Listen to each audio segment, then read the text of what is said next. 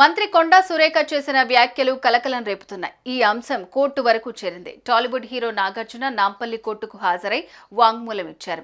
అమల, నాగ చైతన్యతో పాటు సాక్షులు సుప్రియ, వెంకటేశ్వర్లు సైతం కోర్టుకు హాజరయ్యారు.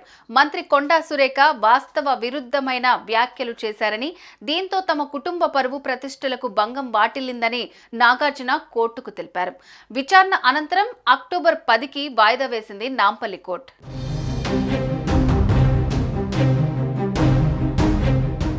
టాలీవుడ్ హీరో అక్కినేని నాగార్జున, ఆయన భార్య అక్కినేని అమల, తనయుడు నాగ చైతన్య, సుప్రియ తదితరులు నాంపల్లి కోర్టుకొచ్చారు. నాగ చైతన్య, సమంత విడాకులపై మంత్రి కొండా సురేఖ చేసిన వ్యాఖ్యల మీద నాగార్జున కోర్టులో పరువు నష్టం దావా వేశారు.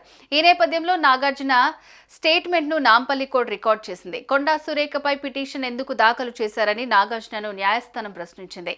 తన కుటుంబంతో పాటు నాగ చైతన్య, సమంత విడాకుల అంశంపై మంత్రి సురేఖ అనుచిత వ్యాఖ్యలు చేశారని కోర్టుకు నాగార్జున తెలిపారు. కొండా సురేఖ చేసిన వ్యాఖ్యలతో తమ కుటుంబ పరువు, మర్యాదలకు భంగం వాటిల్లిందని ఆయన వాంగ్మూలం ఇచ్చారు. రాజకీయ దురుద్దేశంతో ఈ వ్యాఖ్యలు చేశారని, అన్ని టీవీ ఛానళ్లలోనూ ఇది ప్రసారమైందని వెల్లడించారు. తమపై అసత్య ఆరోపణలు చేసిన ఆమెపై క్రిమినల్ చర్యలు తీసుకోవాలని వాంగ్మూలం సందర్భంగా కోరారు.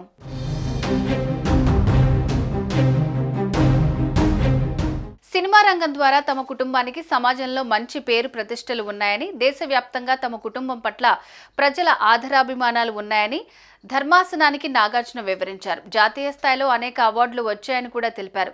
సినిమా రంగంతో పాటు సామాజిక సేవా కార్యక్రమాలు సైతం చేస్తున్నామని వివరించారు. మాజీ మంత్రి కేటీఆర్ వల్లే తన కొడుకు విడాకులు తీసుకున్నాడంటూ మంత్రి అసభ్యంగా మాట్లాడారని ధర్మాసనం ముందు నాగార్జున ఆవేదన వ్యక్తం చేశారు.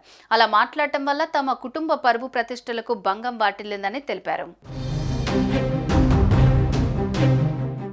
కొండా సురేఖపై క్రిమినల్ చర్యలు తీసుకోవాలని నాంపల్లి కోర్టును నాగార్జున కోరారు. ఈ మేరకు నాగార్జున వాంగ్మూలాన్ని నాంపల్లి కోర్టు రికార్డు చేసింది.